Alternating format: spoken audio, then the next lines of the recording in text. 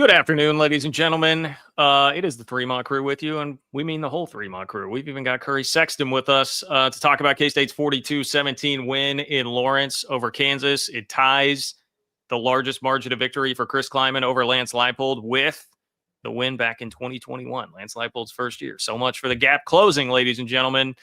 Avery Johnson completely outplayed Jalen Daniels, just like we all thought, in K-State wins in blowout fashion, just like we all thought. Cole, what happened to your Ben Holiday Bottled and Bond bourbon that we had here? Yes, a toast from our friends at Ben Holiday Bottled and Bond Bourbon. My friends, I want to show you this glass that I gave Cole here. I said, Cole, we're about to win this game. And so I've got to tee you up with this glass to show where we're about to be headed, boys. We're about to be going back to Memphis with these Liberty Bowl glasses that I got in 2015. Okay. We don't have to make a mockery with the Liberty Bowl and everything. It just had a dominating performance. Listen, I love Memphis in January. It's great. Thank you to our friends at Holiday Distillery for the Ben Holiday Bottled and Bond Bourbon. Cole, I will say Cole showed restraint. He did not go to it right away. He arrived at my house at about 10:30. And it took until at 35-17, maybe you finally. No, it was after it was after they got up 28-14. Devon Rice touchdown. That's when I'm like, all right, I'm gonna. Okay. I was trying not to drink, and then I was like, all right, I'm feeling pretty good, and took it then, and then went from there. So, toast to Chris Klieman and the coaching staff for an unexpected performance from my viewpoint. I apologize to him. I sounded like a total pansy and a loser on the pregame show, and I was completely wrong. An incredible effort by the coaching staff all around, both sides of the football. Joe Klanderman, what an effort by him as a coach. Des Purnell, we got lots of shout outs to give. DY said it earlier, and it's the appropriate way to say it. Like, Joe Klanderman had Jalen Daniels in hell today. I mean, just in hell today. Jalen Daniels was 17 of 35 for 129 yards, a pick, a lost fumble. He ran the ball 17 times for 44 yards. He was sacked 4 times. They completely carved up the Kansas offense, which is, just stunning to me. DY, I did not see that coming at all. I had nightmares of what Jalen Daniels was going to do, and he really had, the one play I think about looking back in the game where I was like, damn, he really got you, was the scramble on 3rd and long on the last drive before halftime, early in that drive. But outside of that, man, there just was not much there for him at all. And even after Kansas had recaptured all the momentum, looked like it was going to be a dogfight after that long 18-play touchdown drive to end the first half. Klanderman and company came right back out and put the clamps down. He just looked confused as to what he was seeing all day. I don't think he ever really felt comfortable. Kansas State also got plenty of pressure with their front four, so they had to send the blitz a lot less often because of that. And when they did it, and actually did get home probably at a higher clip than it has all season. So a lot of things clicked and fell into place for Kansas State in this game. But in terms of the victory and the defensive performance, I felt like they won this game the last 2 weeks. They didn't win it today. They won it before today because they were prepared, a lot more prepared than the Kansas offense was. Like I said, Joe Klanderman had Jalen Daniels in hell. That was the worst Jalen Daniels has looked all year by far. I know Cole has some extra detailed numbers that actually shows that to be the case as well. So it's not just the eye test, but the data that reflects that too. Desmond Purnell, if he played like that all year, you're talking about an all Big 12 performer. He's been a stud. The defensive line played their best game since Iowa State, I think. Like I said, getting pressure with the front four. But Jalen Daniels just never felt like he had command or an idea of what he was going to get from the Kansas State defense. And that's pretty impressive because that's a guy that's been in college football for 6 years. No one really tricks or outfoxes him, but Kansas State did today. Yeah. Cole, what are the numbers before we get to Curry? Because I want to get Curry's perspective here. What were the numbers on Jalen Daniels' performance today? Well, KU as an offense, guys, it's the lowest yards per play they've had in a game. They ran 77 plays for 247 yards today, 3.2 yards per play. That's the lowest yards per play they've had in the Leipold era since 2021 when they had 2.8 yards per play against Oklahoma State in a blowout loss. No less than 4.6 yards per play in any game since that 2021 game. If you look at Jalen Daniels, 17 of 35 passing, 129 yards, 3.7 yards per pass attempt. Jalen Daniels, guys, came into today number 6 in the country and tops in the Big 12 in pass efficiency rating with a set 178.6 passer rating. Today, he has a 73.8 passer rating. That is the lowest by Jalen Daniels since the 2020 season when he was a true freshman. You have to go back 37 games to find a performance where Jalen Daniels had a worse pass efficiency performance. The 2020 season, he was a true freshman, remember, and that was the COVID year when he threw that pick to Justin Gardner on a terrible play. So Jalen Daniels has been terrific, and today Kansas State holds him to maybe his second worst effort of his college football career, his worst performance since he was a true freshman, since his sophomore year and on. Yeah, he had a really bad performance in Manhattan, I think, that year, probably, when he threw one of the worst pick sixes I've ever seen in my life to Justin Gardner. All right, Curry, what did you see? Let's start with the defense. I mean, I know you had some great observations about offensively, things K-State did that is different than what they had been doing throughout the rest of the season. But what did you see, like, schematically from Joe Klanderman and what he was able to do? Yeah, I think I think as the season progresses, we're seeing that Klanderman and his staff and his unit are becoming more and more comfortable with this new defensive scheme. I think there were some growing pains early. I think we can all agree that for the most part, the defense has kept us in every football game this year, if not given us opportunities to win every football game this year. So other than some issues with explosives, the defense has been mostly solid. But you've seen them the last couple of weeks turn into a defense that is causing nightmares for really good quarterbacks. And you go back to the TCU game and Josh Hoover, who's arguably one of the best quarterbacks in the Big 12 and one of the better quarterbacks in America. And that defense gave him fits to the point where, he threw two balls right to Des Purnell, including one that was an easy pick six. And we just saw more of that today. I mean, you mentioned the statistics, Cole, and Jalen's QBR and some of the issues that he had. If Des Purnell catches a ball that probably goes the other way for 6, and Ryan Davis catches a ball that he gets both hands on, that QBR is even lower.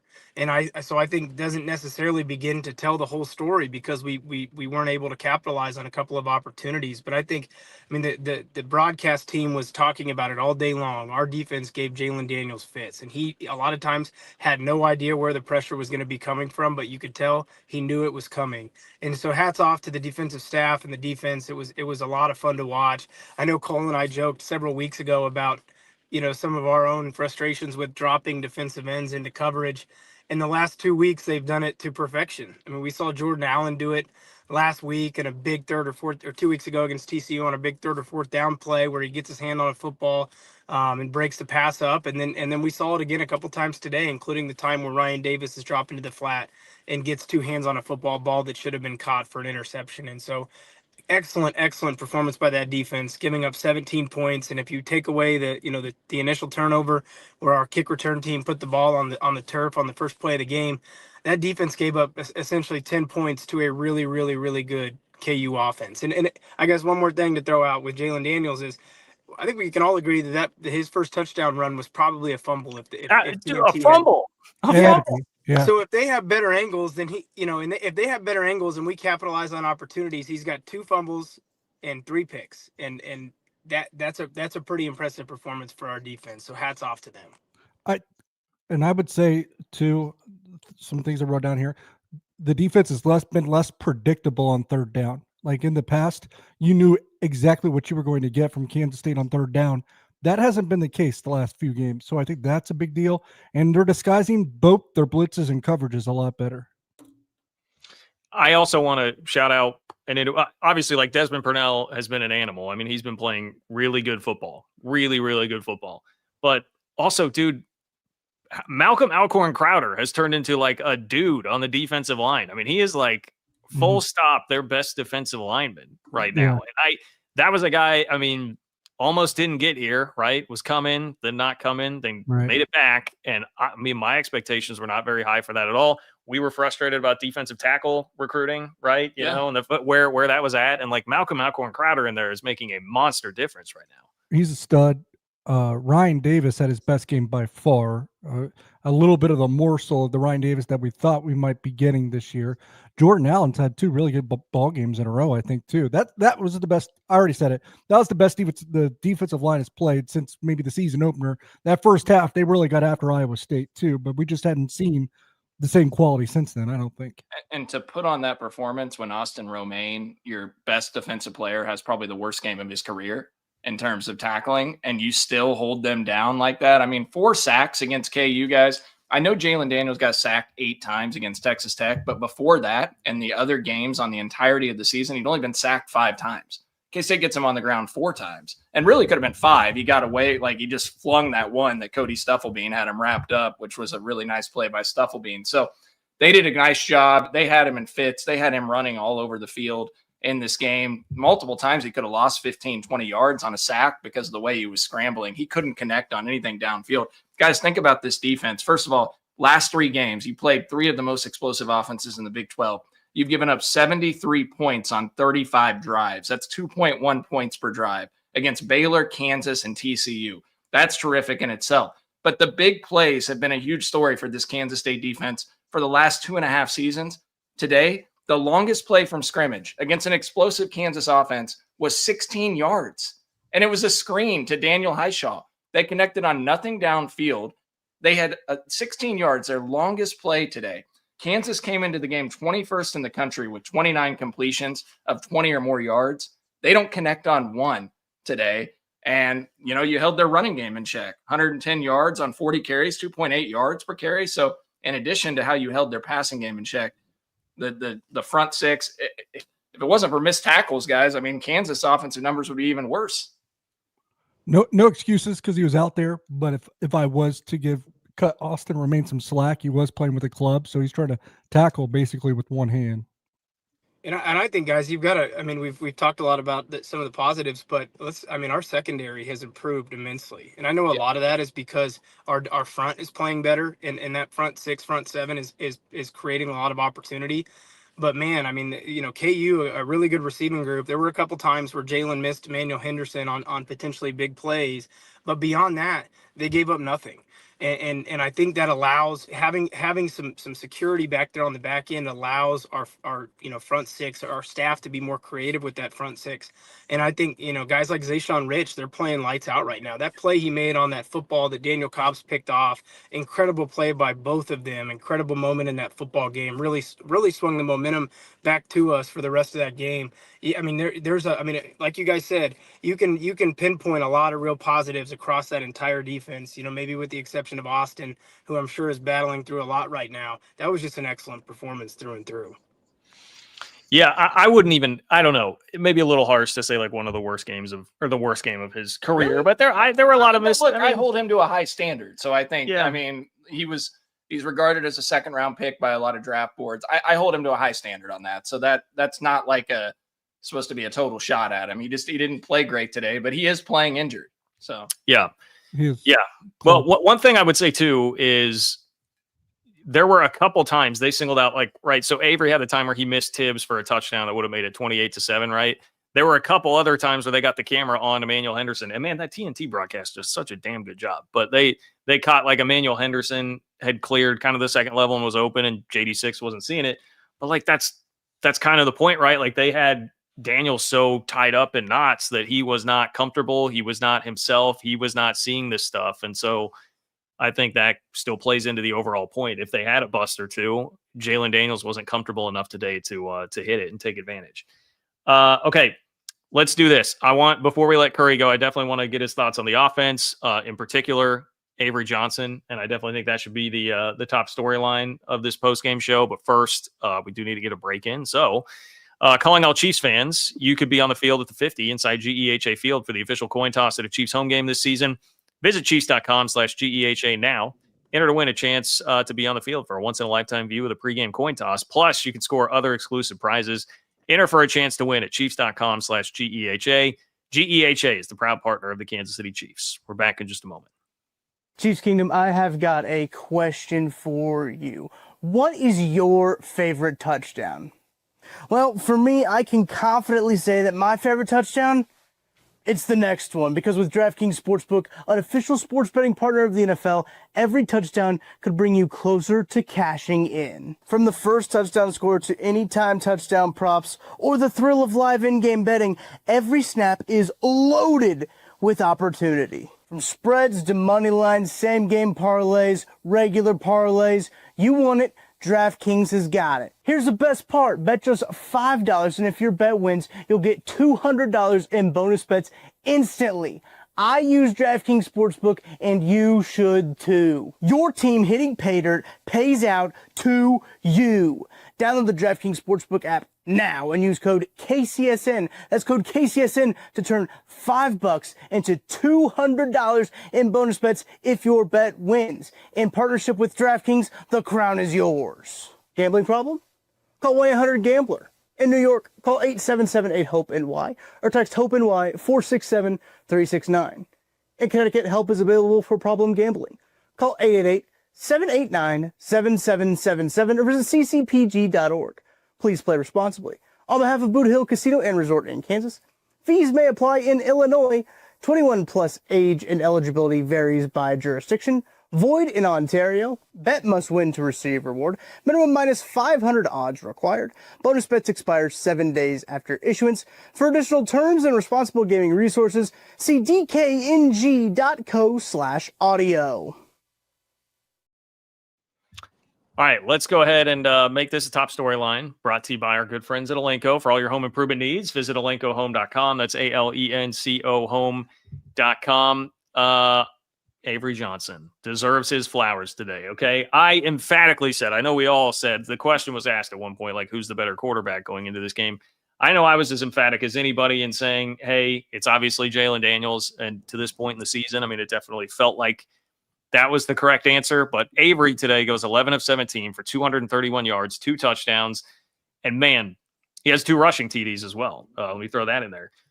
He threw a couple of just dimes. Obviously, the deep ball to Jace. But the first touchdown to Tibbs that he threw, I mean, that was kind of a layered throw, like really, really impressive.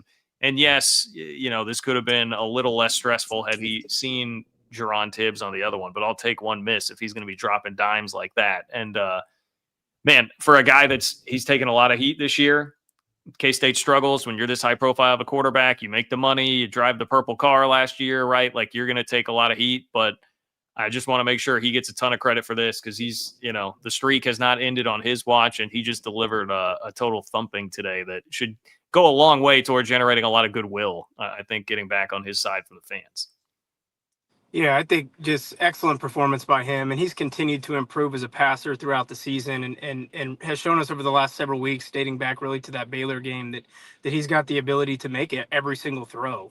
Excellent throw to Jerron Tibbs, like you mentioned, on that first touchdown pass, and then an excellent throw to Jace late in the game to really bust the game wide open. And then I think some other really nice throws, including the throw to get down to the 1 yard line to Jace, where he keeps his eyes open. He's moving outside the pocket. I just think he's grown so much as a quarterback. Another thing that I think maybe is a little bit overlooked is early in the season against Ireland against Iowa State, rainy game, he couldn't grip the football, couldn't throw the football because he was struggling with the moisture on the ball. And today, a wet environment, no issues. So obviously some improvements made there, and that was a big factor in today's football game. So kudos to Avery for continuing to make improvements. He made some tough runs today, big 4th and 1 run today on a critical drive early in the second half. He's just been a really, really, really good player the last few weeks. And I think we can see that he's coming into himself a little bit. So excited for him and excited for those guys around him. I think one thing is clear though today is, when you run the Jace Brown play, it almost always works. So would love to see more of the Jace Brown play, but excellent performance. Fellas, I got to run. My phone's on 1%. I got a newborn at the house. But I guess I'll leave with this. I mean, I think like everybody, I've been critical of this football team, and I'm just so glad that they've been able to show the resilience and able to rebound from some early season struggles and some miscues and have managed to stay together and have won a couple important games here in the month of October. A bowl game looks more likely now. you're still alive, to a degree in the Big 12 race. So excellent job by this staff and this locker room of staying together and finding a way to rebound from some early season mistakes and early season losses. And so hats off to the staff and this football team. It was an excellent performance. And obviously I'm as excited as anybody that we've extended this thing to 17. So thanks for having me on, fellas. I got to take off. Yes, sir. Appreciate it, Curry. Thank you very much. Curry Sexton, ladies and gentlemen, with us here in postgame. I was about to put him on the spot there before he leaves if he would predict a win against Texas Tech, but I guess I'll leave that up to Cole to make sure and ask him. I'm not asking you to go on record with that here, Cole. Oh, I need to scoot over close to you. I'll sit on your lap after that. Yeah, I'm in a good mood. Okay. So. Yes, I know. The Discord will love that one. You want me to? No, that's quite all right. All right. No, he's right. Well, first of all, I do have to tell everybody, for those of you that have been longtime listeners of the show, you're well aware of one of the most infamous moments, I think, in Bremaw history, certainly in the history of Cole and I watching games together, was the Malik Knowles getting the ball punched out right at the goal line against Iowa State in 2022, where I just crumpled to a heap. I mean, I basically died and had to be resuscitated. And Jace Brown, I love you, man, but that trying to wait and stick the ball out at the last minute and then it kind of wobbles out there, I started to go into that sort of meltdown mode. And we were very close to having Malik Knowles, Iowa State 2022 times about 1,000 if that had turned out the way that it almost did there. Okay, so I do just want to say that. He got a little too reckless there. That I panicked for a hot second. Oh, you guys, the ball was across the goal line as he's running on it there, and then he had the ball out extended. But yes, not a play you need to be making in the third quarter to run clock or anything. We know it obviously wasn't intended to run clock. It was to talk a little smack. Yeah. But the announcer started making me think he got an unsportsmanlike with the way they were talking. And we have to give credit, though, to Matt Wells and the coaching staff there, John, and to me, right, John? Yeah. Because, all right, John can attest to this, guys. 28-17, KU just kicked that field goal, a gutless field goal by Lance Leipold, which he's notorious for at Kansas. And I said to John, you go shot play here deep to Jace, and they went right to it. Just like the Baylor game, that moment. Like, how many times does that shot play work to Jace? It seems like it frequently happens. Yeah. And Jace gets separation, but a hell of a throw, too, by Avery Johnson for a 78-yard touchdown. And Jace Brown, they've talked about it, 354 yards now in his three games against Kansas, 160 today. You know, if it wasn't for that one game where he didn't play really because of the turf toe, I mean, Jace would be tracking toward a 1,000-yard season right now. So he just continues to be that big play guy, tremendous weapon. And I would say Avery Johnson, like the question was in the rain, it's going to be a ground game, right? Well, guys, Kansas State had under 100 yards rushing until Jacob Knuth busted that 40-yard run, which I know many of you guys saw number 7 running in the open field and thought that's Colin Klein, 59-7 or 52-7 against Kansas back in like 2011 when they were 2010 when they went in 2010. 2010. And Jacob Knuth, we were hoping he could punch that in, but he got ran down. But still, I mean, we thought KU, one of the worst run defenses in America, giving up 5.6 yards per carry. K-State finished at 3.9 per rush, and that includes the 40-plus yard scamper by Knuth at the end. So, like, they didn't run the ball really effectively. Yeah. They did it through the air in the rain. I mean, I don't think any of us would have saw that coming. Well, it's such a good – I mean, Curry was making that point. It's such a good point. Like, you think about how far some of this will start to get into the, like, why can't they figure some of these things out earlier in the year? This team could be really good. But, hey, whatever. They're giving us a little bit of fun here toward the end of the season. But that was a disaster. I mean, they looked there were drop passes. Obviously, Avery couldn't throw the ball. You had the muffed punt, which we did have a opening kickoff fumble today. But they were so sloppy in the rain and the bad weather in Ireland, and that was coming off of how sloppy they looked at Houston last year, when they faced the same adverse conditions, and they'd been a team this year that just had not seemed very tough, able to overcome things like this. And they made it seem like it was no big deal at all. Like, I don't know. I know Kleiman talked about making sure balls were wet in practice or whatever this week, and that was out there. Is that the difference? Did they need to do that before Ireland? Like, what is it this team? Like, what do we attribute this to, I guess, is what I'm asking, because they were a world better than they were earlier this year and then last year when this slide started. Just more prepared, locked in.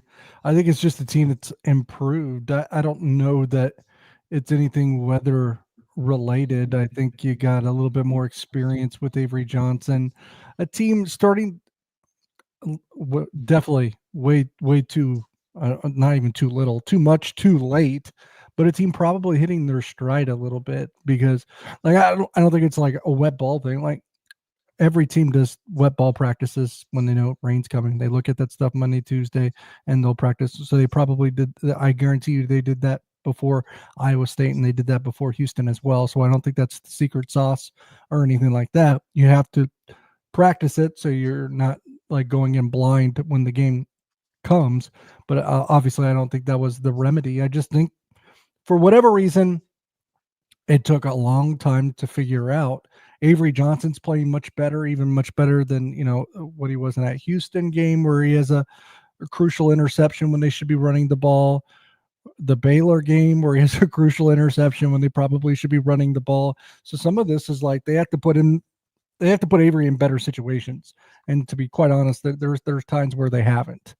And when they do, he plays really well. We had the Alenko storyline, things that I'll add to that. He just felt like in terms of meaningful, competitive, high leverage games, and I know this one got away from Kansas quite a bit late in the second half, but this was the most, it felt like he was in control and command. Like he never felt panicked at any time. And in other big games or meaningful games, it seems like he's a little antsy at times. He has happy feet. He panics into throws. I can't remember one throw that I felt like he panicked into, and I could probably pick out a few in each game he's ever started at Kansas State. So maybe there were like, oh, sorry, I didn't mean to cut you off, D.Y. The one to like, was it Elston or Rice on the sideline? Jackson lost 5 yards. Well, there was that, but there was also the one that went out of bounds that we were right. That was close to. That was about the only period where something like that happened. Yeah, well, those weren't good decisions, and those were poor choices. But like I'm talking about when he gets a little bit of pressure in his face and he just chucks it somewhere without even diagnosing if the guy is open or whatever. Like, yeah, he threw it to Joe Jackson there on the Jerron Tibbs one that he missed. It was Jerron Tibbs was right open for a touchdown. He never saw him, and he just went to his check down. That's not even really a check down on that given play, to be quite honest. I don't know why he throws it there. So that's a poor decision or a poor choice, but it never like. Remember when he got that pressure in Waco and he threw it right to a Baylor player. He made a good play on it, but he panicked into that throw. It never felt like he had any of those today. It felt like he had an absolute firm grasp of what, other than missing a couple throws here and there, just not seeing the field. Felt like he had a firm grasp of what he was trying to do and what he was seeing for the most part. I don't know if he sees the entire field just yet, and that's a work in progress, but if I'm going to go glass half full, and I think it's fair to do that, and given the circumstances of today, it does feel like Avery Johnson's getting a little bit better every game in terms of what he is seeing, what he should be doing, how the game is slowing down for him and stuff. But it feels good today, obviously, and you want to see that progress continue in future games.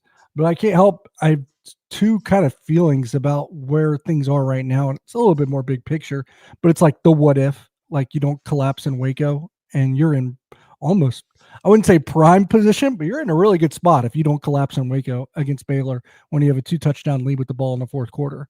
And you're probably having won 4 straight games had you not done that. That would be 4 straight wins for Kansas State. And I also can't help but think, and I know you guys probably feel this a little bit more strongly than I do because you covered a lot more seasons under Bill Snyder than I did.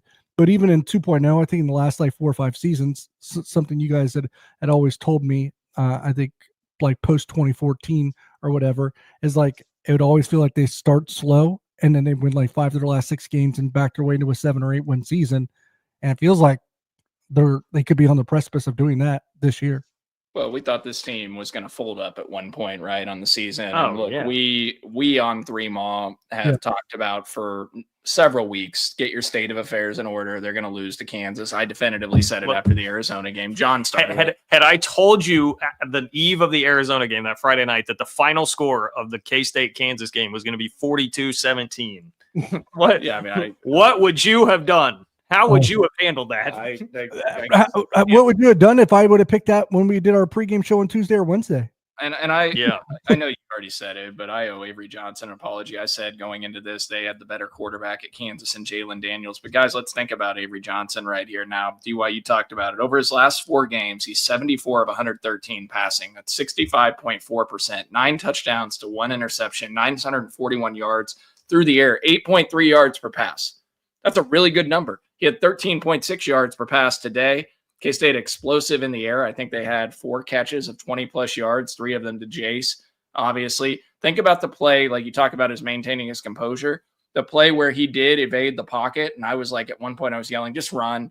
And he looked downfield and he saw Jace, and that was a huge play, and they get him to the 1-yard line, and they eventually punch it in. So, yeah, just great things from Avery Johnson today. He played spectacular. I like the emotion he showed early on in that game. Yeah. I mean, just think about Avery Johnson, the weight on the world. There's already pressure on Kansas State, 16-game streak against Kansas. And then you fumble the opening kickoff and you're down 7-0. And, they get the ball to start the second half. And like Avery Johnson just commands them right down the field, throwing the football in the rain. They just march down the field. I mean, if K-State goes 3 and out there or they don't get any points, I do think KU wins this game. But he had the poise and composure to just command this offense and get them down the field, get it tied back up. Just a really nice performance by Avery Johnson. He's playing good football. I mean, the thing is, Avery's now got 15 touchdowns to 2 interceptions on the year, guys. I mean, I know he got away with some mistakes in that Army game, obviously, with the turnover-worthy plays, but he's been running the ball better. The few times he did run it today, he had the crucial 4th down pickup on the ground. But the play right before that to get him in the 4th and 1, he put his shoulder down into the middle of that defense to get him into a 4th and 1 versus a 4th and 2.5. And then I'll just say this, Jace Brown, because this is an insane number, guys. Against Kansas now in his career, 13 receptions, 354 yards. That's 27.2 yards per catch.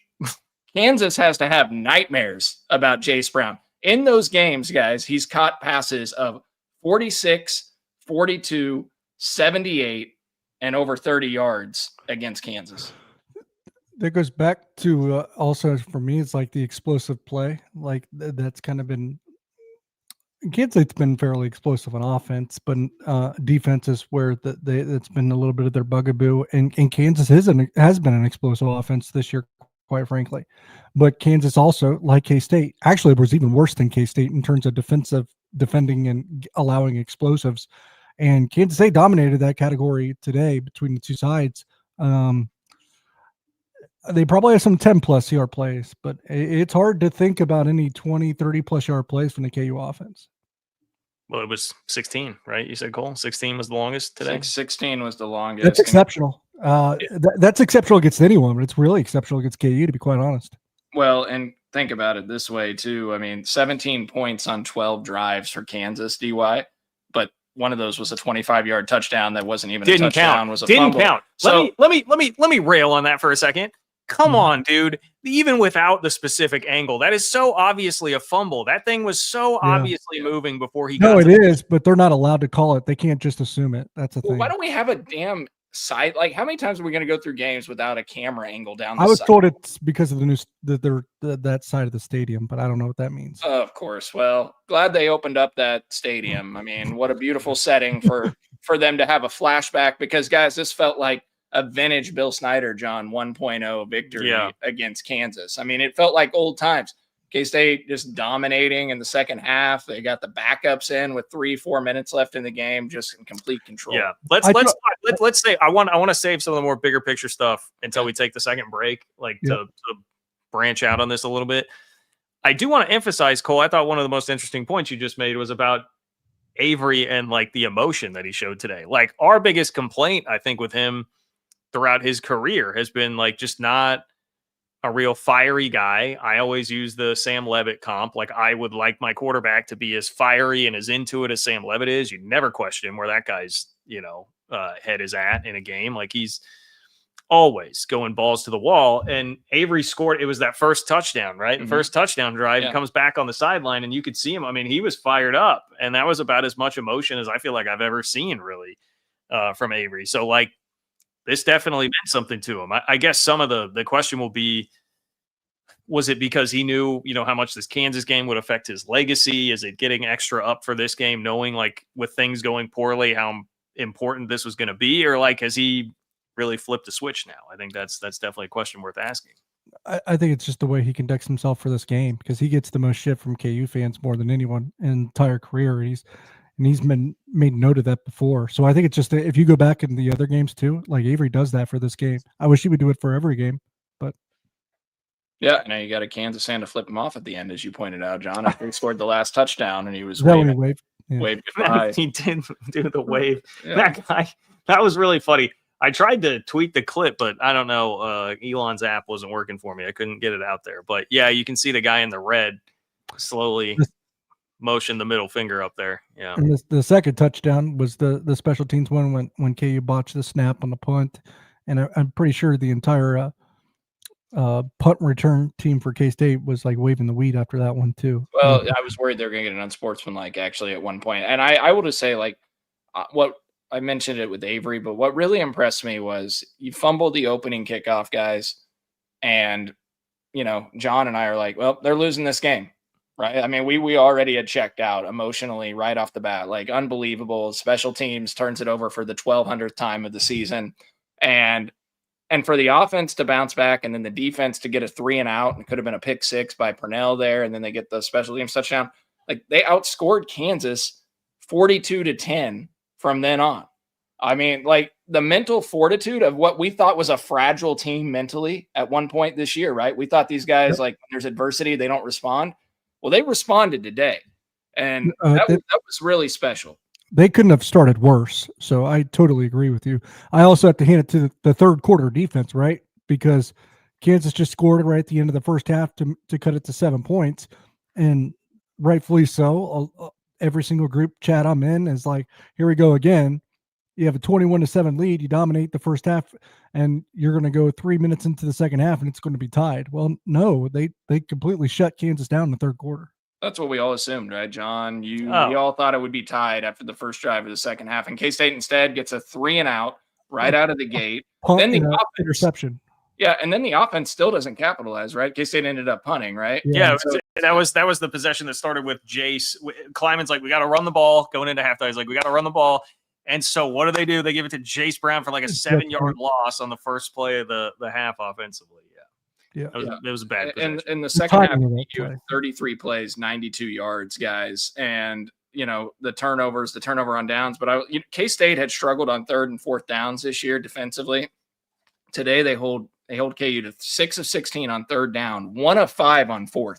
Think about that Army game and where it came from. Go ahead. 4 of those 6 third downs were on the touchdown drive at the end of the first half. Yeah, so think about it in this way. K-State forces 4 turnovers, 2 fumbles, and 2 interceptions. And they get 4 turnover on downs. So really like 8 turnovers essentially forced in this game by Kansas State's defense. And I said 7, really the muffed punt, dropping the punt, et cetera. But, Kansas State now over its last 5 games, 14 turnovers forced. They're plus 11 over the last 5 games. They've only lost 3 in that stretch. Like, guys, I think they forced 14 turnovers on the entirety of last season. They got 14 in the last 5. The defense is coming alive. The back end of that defense is getting better. And without Toby Osunsomni, your best pass rusher, you still found ways to create some pressure. And off blitzes, Des Purnell got right through on one of them. That was the fumble that was forced. Malcolm Alcorn-Crowder, as we mentioned, has really come on, maybe become your best defensive tackle on the interior. Ryan Davis had his best game, as DY mentioned earlier. So there's some good parts to this defense that are coming together. Maldonado, he's getting better as he continues to get more comfortable with his knee. So some really good things today.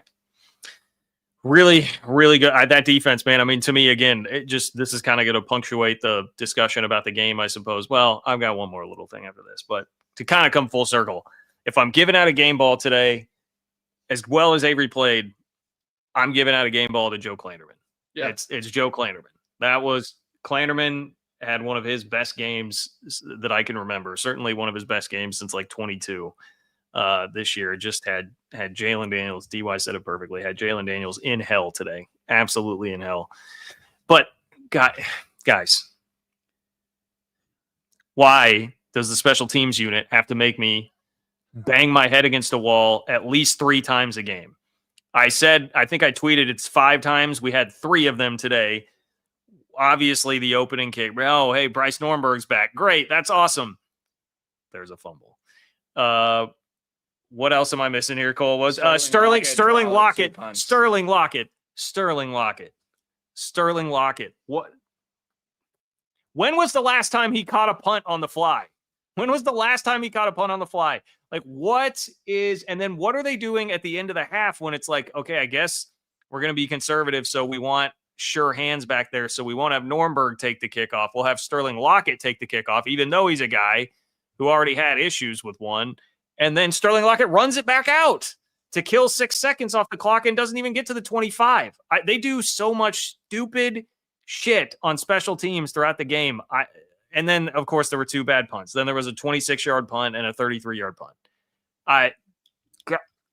They got every extra point, the hold down on some really high snaps, like 3 different times, but got the hold down. So credit to McClanahan on that. So I'm sorry. I shouldn't have cursed. I found a way to still curse, even with a 42-17 win over Kansas. But I'm telling you, special teams is not that. I swear, special teams is not that hard.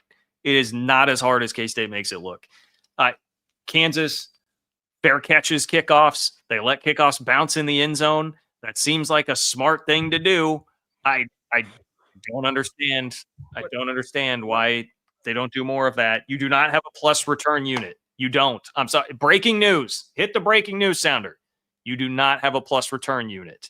Just fair catch the ball. Your offense is playing well. Fair catch the ball, take it at the 25 and call it good. Cole and I sweat out every single punt, every single kick. That's true. It is excruciating. It is true. We do very much panic. Even when we get them in a punting situation, we're like, oh God, just don't even put anyone back because something bad's going to happen. But I will say this on actual kickoffs today, John, they covered kicks really well. The couple times KU did try to bring kicks out, K-State pinned them inside the 20. And one time was like at the 15. And Emmanuel Henderson is an explosive kick returner.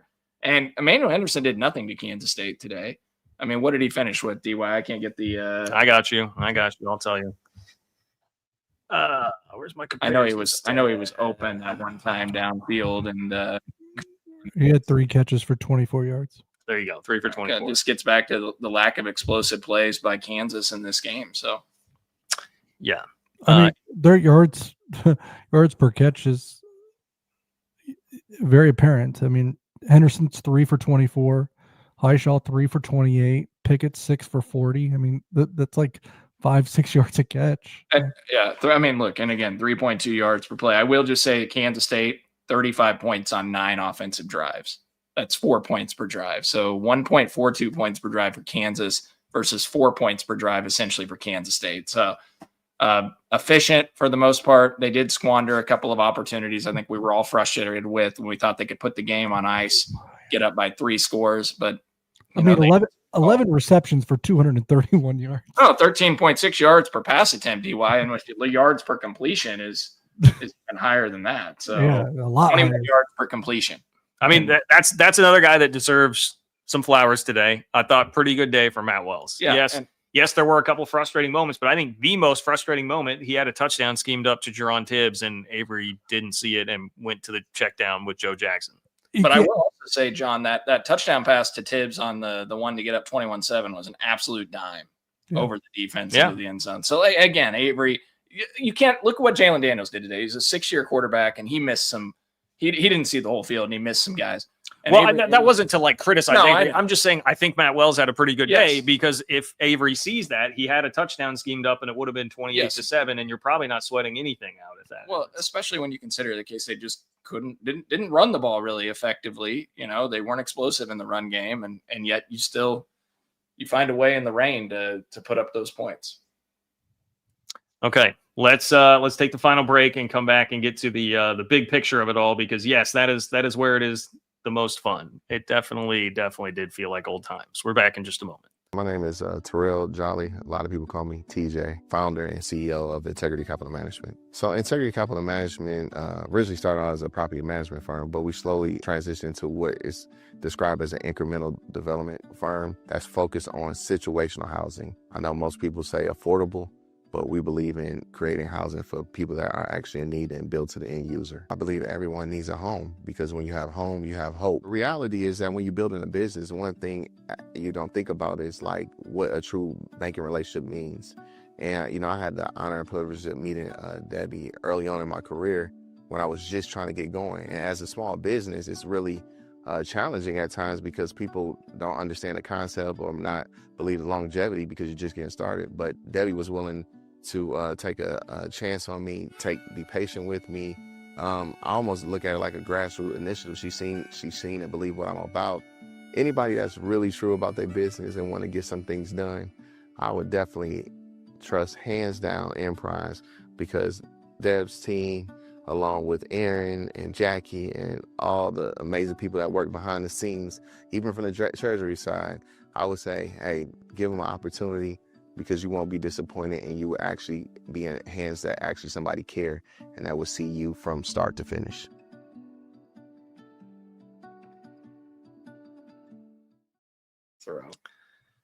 All right, man, I wish you guys could hear the conversation Cole and I just had over the break. Well, I'll just say, was it through our friends who sponsored the show? Yes. Okay. Yeah. Our friends at DraftKings. Yes. Yeah. Okay. Through our friends Cole, at DraftKings. Cole definitely. Guys, I want you to know I put my money where my mouth is. I said Iowa State was my lock of the week, and I have bet a pretty good amount on Iowa State right now as we have it on in the background. So that's what John and I were talking about off air. He didn't know that. So yeah, I was surprised at how much Cole put his money where his mouth is. But hey, well, speaking of which, John, I owe Brody $100. Yeah, tell that story. That was a pretty good story. All right, folks, you guys got to hear this story, okay? So Brody is playing Xbox this morning, my son, down in the basement, and he's playing Kansas, and he set it for the rain because he knew it was going to be a rainy game. And DY, I go downstairs right before I leave, and the score is 42-14. He's beating Kansas 42-14 on the video game. And I looked at Brody, and I said, Brody, if we beat Kansas today anywhere close to 42-14, I'll give you $100. I got a text from Vanessa in the fourth quarter when K-State Avery scored to make it 42-17, and Brody's yelling, Daddy owes me $100.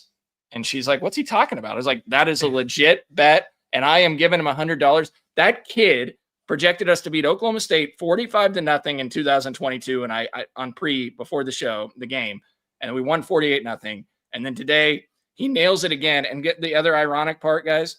He comes up and runs up to me before I leave. And he goes, Jalen Daniels has fumbled twice in this game on the video game. He's like, we're going to win. He believed. So Brody, he gets $100 today. He's getting a cut of the pie. The kid nailed it again. God bless him. I chose not to watch the game with him and come over to John today. I didn't think it'd be healthy for him to see his dad and stress. So. I think if Iowa State hits for you, He'll get a cut. That should up to like 500 or something. I mean, just saying, Brody, I got your back, my friend. Yeah. Clones up 10. That, to me, I said, this feels like the most surprising K-State result since I said that game. Now, I know you, Cole, you also mentioned Oklahoma that year coming right off of the Tulane loss, but some of this is like, maybe it's on us for just being slow to react to like, hey, since the UCF game, this team has been playing a lot better. Yeah. And we were just we're too close to it. We have the emotion tied up in it, where you're just so pissed at them for playing the way that they did. Because, like, here's the thing. As negative as we have been, and I've seen a lot of the people on Twitter saying, like, man, I couldn't even listen to the pregame show. Like, you guys were so – I get it. We were, and I understand, and it's fair. You can come dunk on us all you want. That is fair. But, guys, I mean, the way that they played through the Arizona game, like the first month of football that this team played was like – I mean, they played like they could be the worst Power 4 football team in the country. That did happen. That's absolutely true. And none of this like washes that away. But they are clearly a much different team from now and from then. And they deserve all the credit in the world for changing. But that is why we were so negative and why this is still so shocking, because it was not that long ago where they were playing just horrendous football, like no effort, no poise, no toughness, no nothing. I mean, none of that. And they have, to their credit, completely turned that around and done it without their best offensive weapon, by the way, too, Dylan Edwards, who we haven't even mentioned at all here, but he doesn't play, and that doesn't matter. So it was still shocking to me, even though it probably shouldn't have been nearly as shocking based on the way they had been playing for the last 3 weeks. No, if they would have played outstanding the entire year, I think 42-17 still is pretty shocking. They had better teams the last 2 years and had to hold on for dear life. So I don't think there's a scenario in which 42-17 is not shocking. Much more shocking because of the way this season started. I mean, I have to apologize. I picked the last 5 games of the season during the bye week, and I picked Kansas State to finish 4-8 with the lone win the rest of the year coming at Oklahoma State. So I was totally wrong. Chris Kleiman, I laughed basically at what Chris Kleiman said a couple weeks ago when he said this is an ascending football team. Now I'm thinking about it, and he's probably right. And like you said, maybe we were slow to react. That's part of it, I'm sure. Because I was like, man, you haven't even won consecutive games yet this year at the time. I'm not going to call you an ascending football team when you have yet to win consecutive games. Now they have. Now they've won 3 of 4. They've won 2 in a row. They've won 3 of 4. Sans the collapse in Waco, we would be talking about 4 straight wins. I keep going back to that. It's what if. It's a little bit, makes you want to pull your hair out. I think he knew his football team better than we did. And that's no surprise. And I have to apologize for saying they would go to 4-8. They're not going to go 4-8. I don't know what they're going to go. I'd probably pick 6-6, 7-5 in that ballpark now if I was to be, backed into a corner and forced to make a prediction. But at the end of the day, I'll just say Chris Kleiman was right and I was wrong. I think this is an ascending football. Well, absolutely. And I mean, look, the frustrating part is like they've showed us what they could have been. Early in the year, like now you're seeing it, and so that's where the frustration stems, guys. I mean, they lost 4 games. Oh wow, what a catch by Iowa State! Iowa State's they lost 4 games by single scores. I think you're behind, or I'm behind, because I think Rocco threw a bad interception. Oh, then we must be behind. Thanks for ruining it, DY. Kill all hope. It was a terrible interception too. You'll see it. Yeah, well, I'm surprised they actually caught it because Rocco Beck's picks usually aren't caught. So. I see it now. There's the pick. So what was that? It's pretty bad. I know. That's what I was saying. It's like the worst interception I've seen in a while. But look, I'll say this: like the coaching staff does deserve a lot of credit, and the guys in that locker room for holding the fort and keeping things together. When even after that, yes, you bounce back against UCF, but the way that you lose the Baylor game, it would have been easy to fold up, and just be like, here we go again. And they bounce back and they beat TCU, and then they clearly used the bye week well. And they just marched into Lawrence and dominated. And so in front of a crowd that looked really solid in terms of TV, the student section was full for KU. They hung around in the rain. I mean, I thought, honestly, the crowd would be less than it was with the weather conditions. But, I mean, they had the fans there. And so credit to the coaches and the players, again, for keeping it together. And now you've got a game in Manhattan where there's actually going to be some buzz, against Texas Tech. Like we've been asking for that. Like just have a moment in Manhattan where there's some hype. And I know Tech's already lost a game now, so they're not coming in top 10 in the country. But like you're 3-2 in the Big 12. Technically, if you won out, you could potentially contend for a Big 12 title. So you could go into it. And you got Colorado and Oklahoma State still. Like so 2 teams that you can win against. So like if you beat Tech and get over the hurdle there at home and go 4-2, like that bigger picture, like yes, you would have somewhat of a shot. But if you beat Tech, you're going to be favored against Colorado and Oklahoma State. Then it comes down to 1 game. Comes down to Utah, which is going to be a EITCH of a game. Yeah, just because of where it is, for sure. But, I mean, that'll be the game that decides if you go 7-2 in a league if you were to somehow beat Texas Tech next week at home. Sean, you would know better. Like, I haven't even projected the tiebreakers or who would be where. Like, you would have a tiebreaker on Tech, right? Like, at that point. I would say don't even do it until if they win next week, you can start doing it. And the head-to-head won't matter if there's multiple teams. Yeah, no, you're right. So there's no point in really going down that road right now, but at least you're going to have a buzzed atmosphere. And by the way, folks, that is the Holiday Distillery tailgate game. And now we actually can have some good vibes and some good energy. So, we do that every year, the Holiday Distillery tailgate. Shoulder pads off for LJ Martin. So it looks like he's done for the day. So folks, like if you're coming to Manhattan, we'll talk about it more on pregame show and other shows. Tell your friends, come to the tailgate. We're going to have a ton of Ben Holiday bottled and bond bourbon. There's going to be mixed drinks. There's going to be all sorts of things. Our guy Wyatt does a fabulous job. There's going to be snacks, food. Like you're going to have a hell of a time. It's one of our favorite things we do. Come to the Texas Tech game. Come hang out with us at the Holiday Distillery tailgate. And everybody will be in a little better mood now after we don't know what time the game is yet. So we're still waiting for that. I'm guessing I'm guessing 2:30, 6, 7 o'clock, one or the other. You sure they might not use the big noon game on that? I don't know. I haven't looked at the typically Big Ten. I guess it depends. Yeah. Yeah, I don't know. I would bet that it's going to be 2:30 your night. I see HJ Nick. You're giving Utah way too much credit. Dampier equals the worst Jalen Daniels. I mean, Dampier, I am becoming less and less convinced really that quarterback. But the thing is, everything, and this goes back to, are we viewing this team as they are now or what they were? But the problems that this team had were like toughness and physicality, and Utah is absolutely that. And it's going to be a game in November in the cold at Utah in a really tough environment. That does not strike me as something this team is going to respond to well, but today didn't strike me as something that this team would respond to well at all, and they did. So perhaps you are correct there. Yeah, well, I would say Utah will probably struggle to score, especially if you get this type of Kansas State defense. I don't think Utah – you guys were trying to project the Utah-BYU game. You're like, well, BYU won't be able to score. And you guys were right, but like Utah wasn't going to be able to score either. Like the Devin Dampier really limits what they can do as an offense. So that's part of it. Also, it's not going to be big news next week, Cole. Well, I guess it could. I was just assuming they would do Penn State and Ohio State. Maybe not anymore since Penn State. They probably still will. Yeah. So there is Penn State. Arizona State and Iowa State's next week too, which could have heavy implications as well. Yeah. I don't want it to be the big noon game. I mean, yeah, it'd be fun. I don't think it. Yeah, I would guess. There's Arizona State, Iowa State. There's Penn State, Ohio State. Give me a night game, dude. I would love a night game. Give me a night game. But it also will also be dependent upon the World Series too. We're gonna have some fall-like weather. Get a nice home game, juiced atmosphere. The Blue Jays Dodgers World Series will be on Fox as well, so that'll dictate where a lot of these games goes too.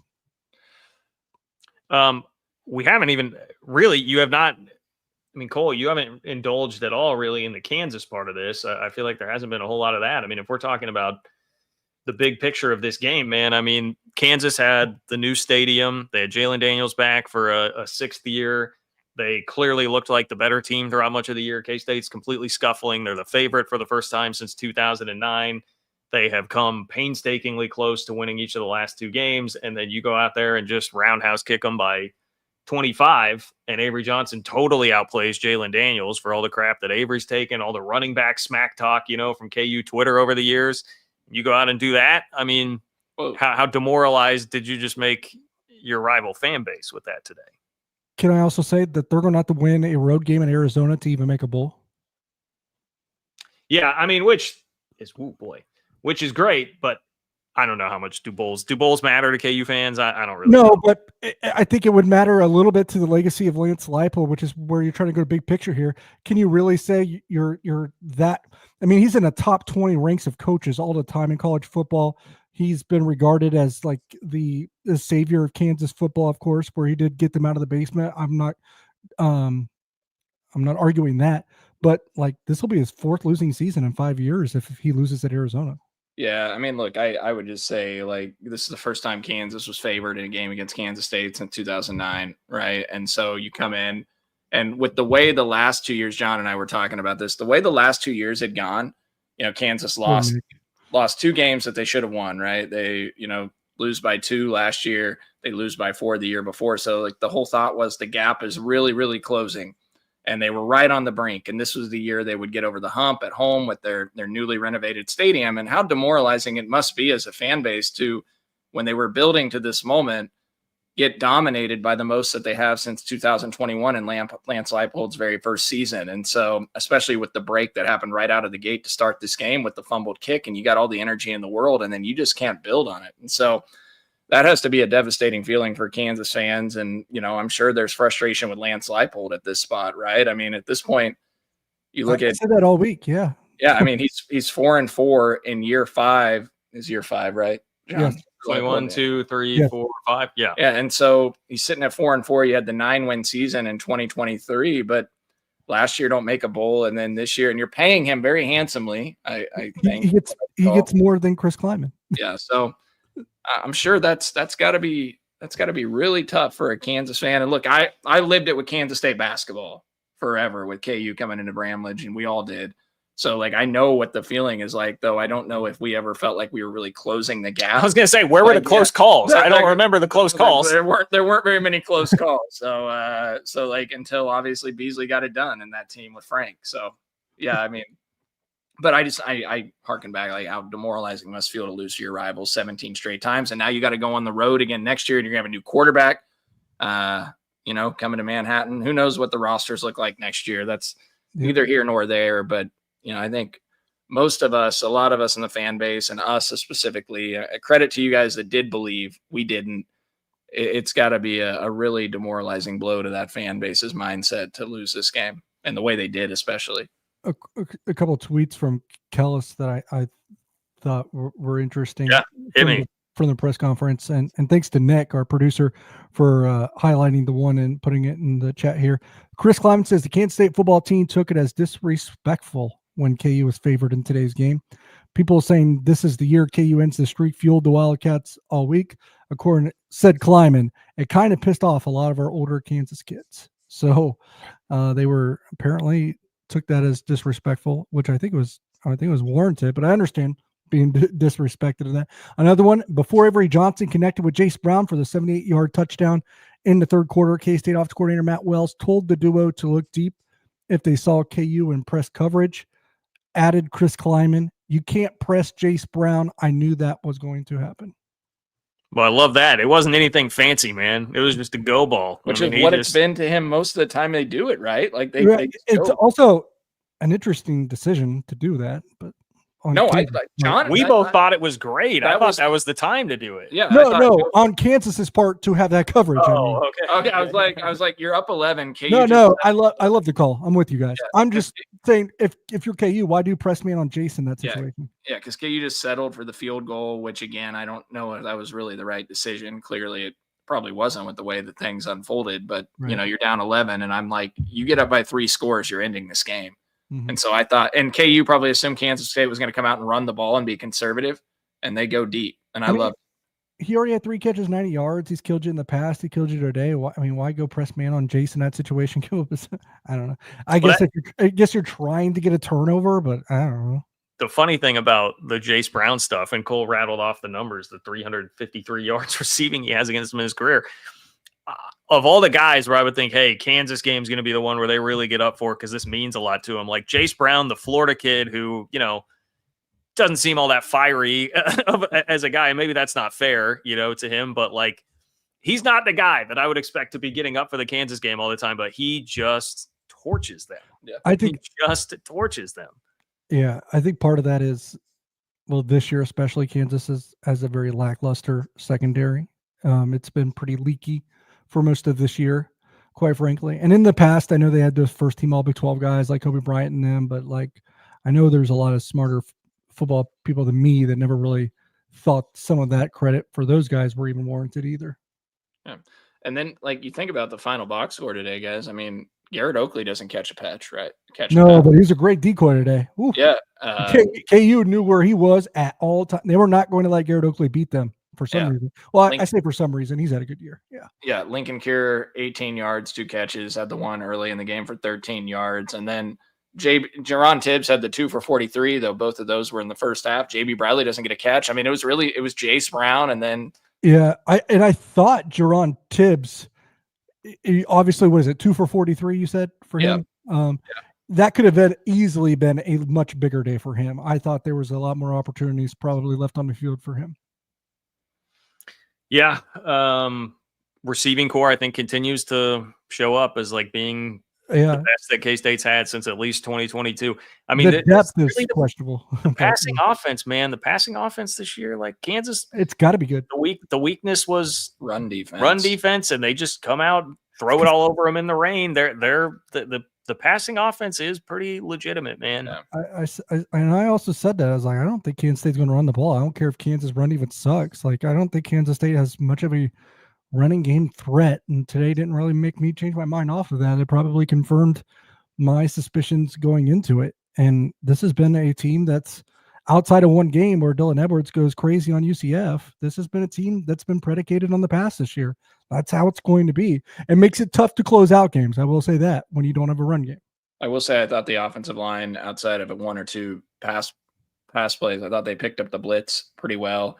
Bengali Kamara, he's a guy that gets after the quarterback. I mean, I thought K-State moved their offensive line and protected well, slid their protection pretty well in this game. So, they did a nice job there. Again, you'd like to see some more running lanes and be able to effectively run the ball, but that's just probably not in the cards with what they've got in the backfield. I don't even know if that's on the offensive line. Because we saw how good the offensive line sort of looked when they had Dylan Edwards, right? I mean, next week the offensive line's gonna have its work cut out for it. Yeah.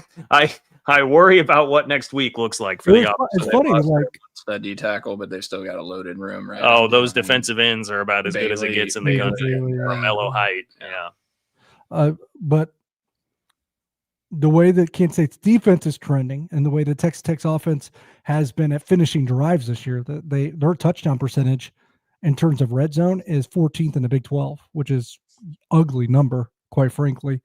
And obviously they need Baron Morton back, but even if he does, like, how long does he stay in? Like, it's an interesting thing, because Texas Tech, the reason why Texas Tech is now looks, I wouldn't say vulnerable, but they don't look unpenetrable, is because their offense kind of limits their ceiling a little bit. Well, I think it's perfectly fair to call them vulnerable right now. If Baron Morton's not playing and he's already been hurt 3 times this year, they're very gettable. I mean, they played poorly against Arizona State. I mean, they had a good 5-minute stretch. They played 55 minutes of bad football last week. Mm-hmm. So I think it's fair to say that they are vulnerable. And yeah, it's smart of them not to play Baron Morton. Terrence Carter Jr., who's their tight end, he's really good. He has 5 touchdowns this year. He's out today too. So they're starting to get beat up. It'll be interesting. Throw them in that. I don't think Tech has seen an environment like that. I'm sure the Arizona State environment was pretty good last week. Probably solid. You get like a night game in Manhattan next week with the fans juiced up coming off this game. Like, I don't think Tech will have seen an environment like that. And if there is a program, they have so many transfers. Who knows if this matters? But they've been just dominated by K-State over the years. So, you might be in their heads a little bit too next week. Time to continue another streak, John. Yeah, that's right. Streak over Tech. That's right. They own KU, they own TCU, and they own Texas Tech. We'll see if that continues.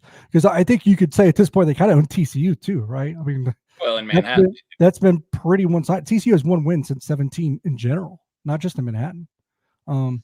So, and I think that was in 18, right? When they beat Bill. Well, they beat him in 2022 in Fort Worth. Cole remembers that game. Yes. Oh yeah, but I don't count it because we won the more important game in 2020 between the two sides. So that takes out, just like 2020 doesn't count if you beat. Oh well, if you redeem the loss. The game in 2020 in TCU though. Yeah, so. I know. But what I was going to say is Texas. I know they took the crowd out of it early, John. But maybe to refute your argument a little bit, they did play Utah. Now they took the crowd out of it like right away. Oh, you're right. You're right. Actually, yep. DY, that's a fair call out. That's a fair call out. So Tech that crowd was like probably dead by halftime, but Tech has seen 2 good crowds. No, I don't think that's fair because Utah took the lead early in the 4th quarter. So they've seen 2 good environments. Utah didn't take the lead. They did not. It was at least they tied it. Well, they might have tied it. It was 10-3 after 3 quarters.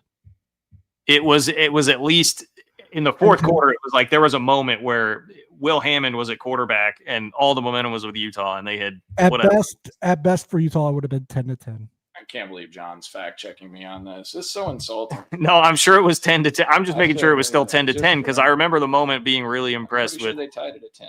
It was 10-3 Texas Tech. It was 13-10. So Cole, fair enough. They never even tied it. Okay, but it's 13. They never led. The question is, was it a tough environment? You think Utah fans were on their feet, when it was 13-10 in the 4th quarter? I don't want to fight today. All right, like we're all in a great mood. Like let's not fight. Okay, no arguing. All right. Everybody love everybody. No, actually, I'm just arguing against myself because I'm saying DY makes a good point that they saw a tough environment in the Utah game. So I would say Tech has seen it, and they won, and they did it even with their backup quarterback. As much as we talk about Baron Morton and Will Hammond, so there you go. Hey, does Texas Tech look ahead? Right after Kansas State, they play BYU at home. Okay, well, I like that. Maybe BYU could win this game and cost Cole some money. Shut the hell up, John. I mean, I can't go to dinner with you if that happens. Yeah, I'm just saying there's a chance. Like, I mean, I don't think that happened, but they could look ahead to BYU, right? Yeah. Yeah, maybe. I just need to watch more games at John's house to get more positive results. My first time here results in a 25-point win. I told you. Well, you missed my entire the entire 2 years that I lived in the apartment in the Crossroads. I can't venture in that downtown. I will say also Cole needs to just stop going to the home games then too. My kids were born only Cole, 5 miles from here. Cole can't go to Manhattan next week. Sorry. No, I've been at every home game this year. I was at TCU. I was at UCF. What are you talking about? You were at Army. Okay, I've been at every home. I don't think I've missed a home game in like 10 years. We've lost 4 games, and you've been at 2 of them, right? Okay. I mean, I wasn't in Ireland. It's not fair. We've only lost 1 home game, right? Well, you weren't in Ireland, Arizona, or Baylor. So actually, you might be good luck. Yeah. I was at the North Dakota game. So and John's coming to the Texas Tech game now because he's jumping on the bandwagon with all of us. We've been there to support him through the thick. John has actually only been in 1 game when we won. So yeah, so I was just gonna say I'm 1-0 this year. North Dakota, they played. Thanks for that. That was a great game. Great. North Dakota game, tremendous game, the best game. Some are saying. Okay. Anyway, hey, like the video, subscribe to the channel if you're in here. I should have done this at peak viewership, but like the channel, subscribe. Check if you have not. We appreciate you all hanging out with us. It's been fun. I am starving. I definitely need to get some food. So yeah, fun day. Enjoy it. Go talk your smack. Do whatever you're gonna do. Wear your case. I'm probably gonna throw on the EMA jacket here, or maybe the pullover. I'm not sure. Did you turn the light back on? Yeah.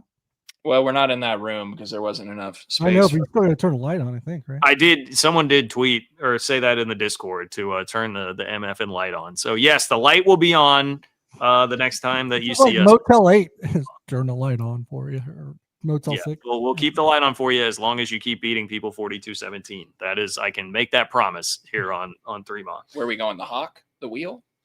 Yeah, let's go to the Hawk, man. Let's hang out in the Boom Boom room. Okay. Let's hang out in the Boom Boom room. Johnny's or wherever. Okay. Johnny's actually would be funny. What's the Boom Boom room? Ask Nadir Tharp about the Boom Boom room. You remember that? The Boom Boom room was like where some questionable things. Nick, hit us in the private chat. Explain to Cole what the Boom Boom room is, please. Nick says, guys, it sounds inappropriate. Nick says you don't want to know about the Boom Boom room.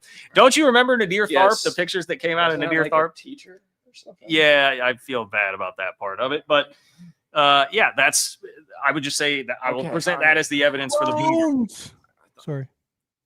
DY's ahead of us. Ruining everything.